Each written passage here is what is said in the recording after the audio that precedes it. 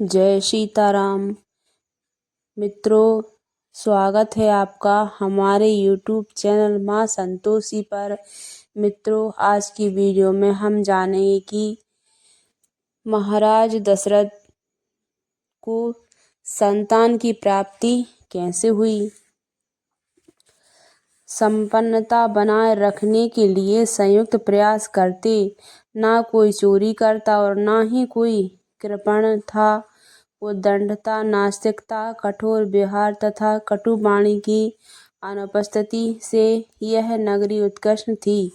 इतने वैभवशाली एवं प्रतिष्ठित होने के पश्चात भी राजा दशरथ अप्रसन्न थे। अनेक प्रयासों के पश्चात भी उन्हें उनकी वंश परंपरा को आगे बढ़ाने वाला कोई पुत्र प्राप्त न हुआ। अन्यथा बहुत विचार करने के पश्चात राजा दशरथ ने पुत्र प्राप्ति हेतु अश्वमेध यज्ञ करने का निर्णय लिया। ऐसा विचार करके उन्होंने अपने मुख्यमंत्री सुमंत्र को अपने कुल के पुरोहित को बुलवाने की आज्ञा दी।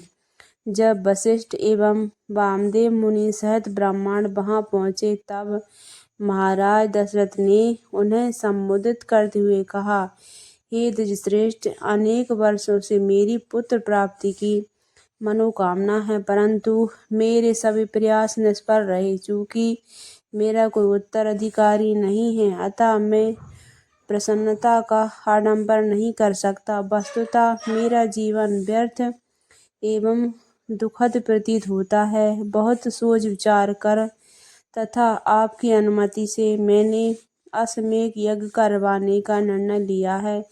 चूँकि आप सभी शास्त्रों के पूर्ण ज्ञाता हैं, मुझे विश्वास है कि आप सब मुझे उचित मार्ग दर्शन दे सकेंगे। महाराज दशरथ के अश्वमेध यज्ञ करवाने के इस प्रस्ताव आवश्यक प्रबंधन करने की आज्ञा दी। तब सुमंत्र महाराज दशरथ को वह कथा सुनाने के लिए एक ओर से ले गए जो उन्होंने सतन कुमार द्वारा सुनी थी और जिन्होंने मुनियों की सभा में सुनाया था। सुमंत्र ने कहा, प्रिय महाराज, आपको यह कथा रोचक लगेगी, क्योंकि इसमें ऐसी भविष्यवाणी की गई है कि आप भविष्य के 4 यशस्वी पुत्रों के पिता होंगे। यह इस प्रकार हुआ कि सनत कुमार ने पहले यही कथा पिछले कल्प के सतयुग में कही थी, अतः उनके द्वारा वर्णित कोई भी घटना अभी तक घटित नहीं हुई थी, किंतु सुदूर भविष्य में इसका घटना निश्चित कहा गया है। राजा रोमपाद के किसी अपराध के कारण अनेक राज्य में सभी जीवों को भयभीत कर देने वाला एक भयंकर अकाल पड़ा। जब स्थिति असहनीय हो गई, तब महाराज रोमपाद ने विद्वान ब्राह्मणों की एक सभा आयोजित की और उनसे अकाल का कारण पूछा और कहा, मुझे ज्ञात है कि मेरे ही किसी अपराध के कारण मेरे राज्य में यह भयंकर अकाल पड़ा है। हे द्विजश्रेष्ठ, चूंकि आपका ज्ञान असीम है, कृपया मेरे द्वारा किए गए अपराध का कोई उचित प्रायश्चित बताएं। ब्राह्मण ने उत्तर दिया, हे राजन, यहाँ विभांड ऋषि नामक एक महान ब्राह्मण मुनि हैं जो वन में निवास करते हैं।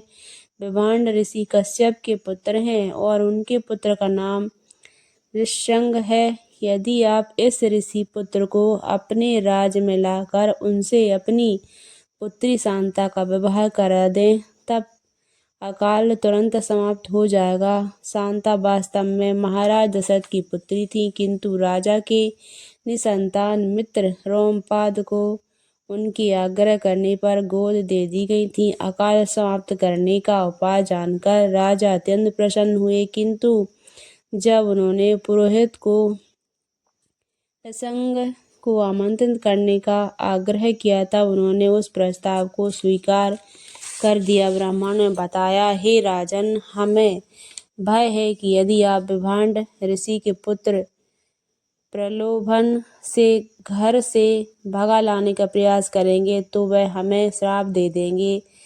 ऋष्यंग का पालन पोषण उनके पिता ने निसंतान एकांत में किया है। उन्होंने किसी दूसरे मानव को कभी नहीं देखा है। चूंकि ऋष्यशृंग ने स्त्री जाति के किसी सदस्य को कभी नहीं दिखाया था। वह उनके साधन से पूर्ण रूपेण अनभिज्ञ हैं।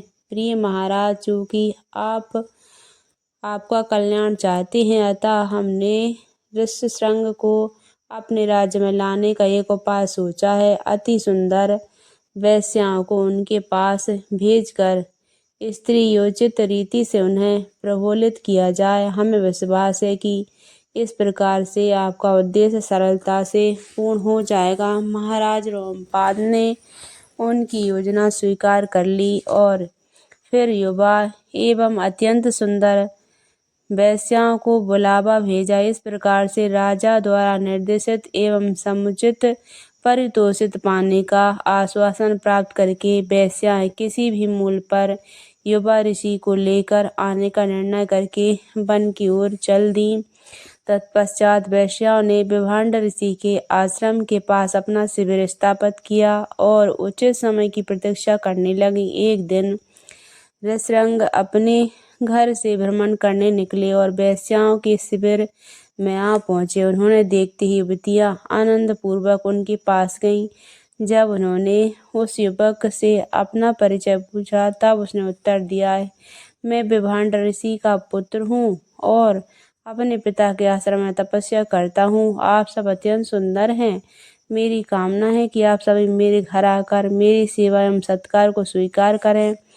वेश्याएं ऋष्यशृंग के साथ आश्रम गईं, जहाँ उनको चरण धोने के लिए जल दिया गया, जलपान कराया गया एवं अनेक प्रकार के कंदमूल फल प्रदान कर उनका उचित स्वागत किया गया। वे युवतियां ऋष्यशृंग के पिता के शीघ्र ही लौट आने की शंका से भयभीत थीं तथा अधिक समय वहां रुकना नहीं चाहती थीं। जाते समय उन्होंने कहा, हमारे प्रिय मित्र, अतिथियों के स्वागत करने की हमारी रीति आपसे भिन्न है। आप भी हमारे आदर एवं सम्मान को स्वीकार करें। ऐसा कहकर युवतियों ने ऋष्यशृंग का अत्यंत स्नेह से आलिंगन किया और उन्हें मिष्टान खिलाया। उस निर्देश ऋषिपुत्र ने ऐसे स्वादिष्ट वस्तु का इससे पूर्व कभी आस्वादन नहीं किया था, क्योंकि उन्हें तो केवल फल मूल खाने की आदत थी। उन्होंने उस मिष्टान को एक प्रकार का फल ही समझा। इस घटना के पूर्व उन्होंने अपने पिता के अतिरिक्त किसी अन्य को नहीं देखा था, अतः उन्होंने इन वेश्याओं को चमत्कारी सुंदर पुरुष समझा। युवतियों के चले जाने के पश्चात ऋष्यशृंग के मन में व्याकुलता और अधीरता होने लगी। हृदय में सप्त कामुक शिक्षाओं के बीज अंकुरित होने लगे। ऋष्यशृंग सदा सुंदर स्त्रियों के विषय में ही सोचने लगे। उनकी रातों की नींद उड़ गई। उनका हृदय एवं मस्तिष्क उन स्त्रियों के मधुर स्वर तथा आलिंगन से व्यक्त हो उठा।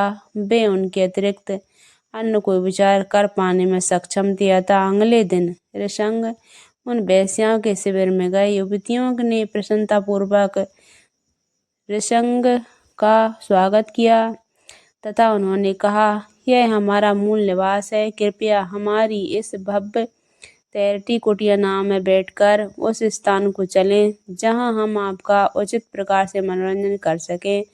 हमारे पास अनेक प्रकार के फल मूल और हम इतने आनंद में समय व्यतीत करेंगे कि आपको ज्ञात नहीं होगा कि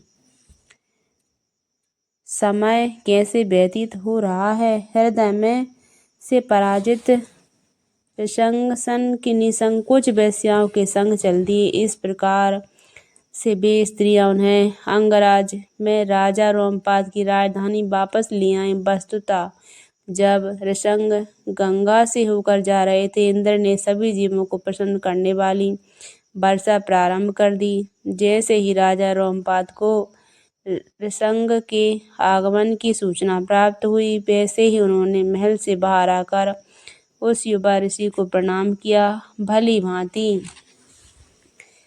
ऋष्यशृंग का स्वागत करने के पश्चात राजा उन्हें महल के भीतर कक्ष में ले गए, जहां उन्होंने दान में ऋषि को अपनी पुत्री का हाथ दिया। जब राजा समझ गए कि ऋष्यशृंग पूर्णतः संतुष्ट हैं, तब महाराज रोमपाद ने उनसे एवं उनके पिता के अभय दान का वर मांगा, ताकि वे दोनों उन्हें ऋषंग को छल पूर्वक घर से लाए जाने के कारण क्रोधित न हो। ऋषंग ने राजा को अभय दिया। तत्पश्चात शांता के साथ उनका विवाह हर्षोल्लास के साथ संपन्न हुआ। विवाह समारोह समाप्त होने के पश्चात नवपाषाण दंपति महाराज रोमपाद के महल में ही निवास करने लगे और इस तरह राजोचित सुख वैभव के साथ आनंद पूर्वक समय व्यतीत करने लगे। सुमंत्र ने अपनी कथा समाप्त करते हुए राजा दशरथ से कहा, हे राजन, सतन कुमार ने भविष्यवाणी की थी कि आप अपने मित्र रोमपाद से सहायता लेंगे एवं उनकी आग्रह करेंगे कि वे कौशल राज्य में आकर ऋषंग को अश्वमेध यज्ञ समाप्ति करने की आज्ञा दें। ऐसा भी बताया गया है कि अश्वमेध यज्ञ के संपादन करने के 4 अतुलनीय पुत्रों की प्राप्ति द्वारा आपकी मनोकामनाएं पूर्ण होंगी। सुमंत से यह कथा सुनकर महाराज दशरथ अत्यंत प्रसन्न हुए। तब वे भी अविलंबन अपने परिजनों को लेकर अंगराज गए, जहां उनका महाराज रोमपाद द्वारा भव्य स्वागत किया गया और उसी समय अंग देश के राजा ऋषंग को सूचित किया कि उनके असली ससुर दशरथ हैं। लगभग 1 सप्ताह तक रोमपाद के अतिथि सत्कार का आनंद लेने पश्चात महाराज दशरथ ने अपने मित्र से कहा, मैं दीर्घकाल से विषादग्रस्त हूँ, क्योंकि अपने प्रख्यात वंश को आगे बढ़ाने हेतु मुझे अभी तक पुत्र की प्राप्ति नहीं हुई है। अतः मैं आपसे याचना करता हूँ कि आप ऋषंग को अयोध्या भेजकर मेरी ओर से अश्वमेध यज्ञ का संपादित करने की आज्ञा दें। महाराज रोमपाद ने प्रसन्नतापूर्वक यह प्रस्ताव स्वीकार कर लिया और महाराज दशरथ ऋषंग एवं शांता के शीघ्र ही अपनी राजधानी लौट आए। तत्पश्चात बसंत ऋतु के आगमन पर महाराज दशरथ ने ऋषंग के अश्वमेध यज्ञ संपादन संबंधी निर्देशों के लिए याचना की। इस प्रकार यज्ञ के लिए आवश्यक प्रबंधन किए जाने लगे तथा सरयू नदी के उत्तरी तट पर स्थित एक स्थान का चयन किया गया।